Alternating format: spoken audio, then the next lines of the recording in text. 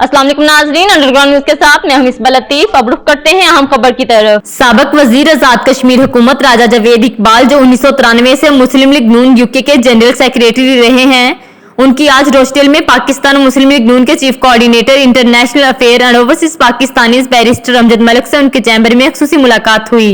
मजीद तफसील जान लेते हैं रोचडेल से हमारे नुमाइंदे की इस रिपोर्ट में। पाकिस्तान मुस्लिम लीग नून के chief coordinator international affair and overseas Pakistani barrister Amjad Malik Muslim league नून के साथ साबिक वजीर आजाद कश्मीर हुकूमत राजा जावेद इकबाल की खुसूसी मुलाकात में आजाद कश्मीर ओवरसीज की आवाम के मसाइल पर तफसीलन गुफ्तगू और जम्मू व कश्मीर के नहत्ते कश्मीरियों पर इंडियन फोर्सेज व हुकूमत की बर्बरियत, जुल्म व तशद्दुद पर लीडरान के माबैन जम्मू व कश्मीर के कश्मीरियों को इंडियन फोर्सेज की दिन ब दिन बढ़ती हुई ज्यादती की फौरी रोकथाम और कश्मीरी बहन भाइयों व बुजुर्गों को आजादी दिलवाने पर आला सतही इजलास मुनक्कद करवाने पर बातचीत तय पाई। पाकिस्तान मुस्लिम लीग नून की तंजीम नू पर भी तफसीलन तबादला ख्याल हुआ। बैरिस्टर अमजद मलिक ने मजीद बात करते हुए कहा कि राजा जावेद इकबाल जैसे मुखलिस साथियों की बदौलत ही आज हम सुरखरू हैं और वो ओवरसीज का सरमाया है।